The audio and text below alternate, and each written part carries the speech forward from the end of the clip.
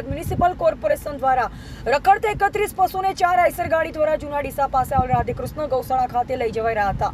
પશુ ભરેલ 4 ટ્રકોને રક્ષણ પૂરું પાડતા 2 એસઆરપી કર્મચારી તથા અર્ટિકા ગાડી ડ્રાઈવર પર હુમલો. મળતી માહિતી મુજબ અમદાવાદ મ્યુનિસિપલ કોર્પોરેશન દ્વારા રખડતા પશુઓ ભરી ગૌશાળા તથા પાંજરા પર મૂકવામાં આવતા હોય છે, ત્યારે ગુજરાત નામદાર હાઈકોર્ટના હુકમ મુજબ અમદાવાદ મ્યુનિસિપલ કોર્પોરેશન દ્વારા પકડવામાં આવેલ રખડતા 31 પશુઓને 4 ટ્રકો ભરી જૂના ડીસા ખાતે આવેલ રાધેકૃષ્ણ જીવદયા ટ્રસ્ટ ગૌશાળા ખાતે પહોંચાડવા સારું 4 ટ્રકોને એસઆરપી જવાનો ખાનગી અર્ટિકા કાર દ્વારા પાયલોટિંગ કરી રહ્યા હતા. જે વખતે ડીસાથી પાટણ રોડ પાસે રેલવે ફાટકથી આગળ જતા પશુ ભરેલ ટ્રક નંબર GJ 27T6972 રોકાવી બલેનો ગાડી નંબર GJ 24F 4170 ટ્રક આગળ આડી ટ્રક રોકાવી તેમાંથી નીચે ઉતરી ટ્રક ડ્રાઈવર સાથે તકરાર કરી મારામારી કરતા ટ્રક ચાલક સંજયભાઈએ તેમની સાથે આવેલ પાયલોટિંગ એસઆરપીના જવાનોને જાણ કરતા તેઓ ત્યાં આવી જતા તેમની સાથે ગૌરક્ષના માણસો છે તેમ કહી પોલીસ કર્મી યુનિફોર્મ પહેરેલ હોવા છતાં તેમની સામે બિભિસ્ત ગાળો બોલી તેમની પર મારામારી કરી. તેવામાં હાઈવે પર લોકોનું ટોળેટોળું એકઠા થતા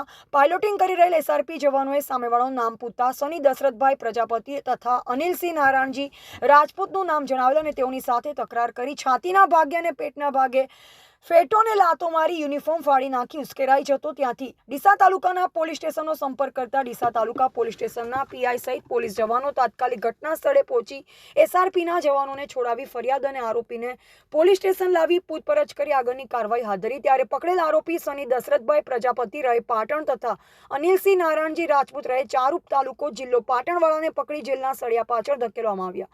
ત્યારે ફરિયાદી Ravindrasinh Bhamarsinh Chavda SRP police constable ગામ સહિત તાલુકો ધોળકા જિલ્લો અમદાવાદ ગ્રામ્ય દ્વારા ફરિયાદ નોંધી આરોપી સામે આઈપીસી એક્ટ મુજબ 186, 189, 332, 341, 353, 504 અને 114ની કલમ દાખલ કરી ગુનો દાખલ કરેલ છે. ત્યારે આગળની કાર્યવાહી ડીસા તાલુકા પોલીસે તપાસ હાથ ધરી છે. એવા અમૃતમાળી સંબંધ ભારત ન્યૂઝ ડીસા.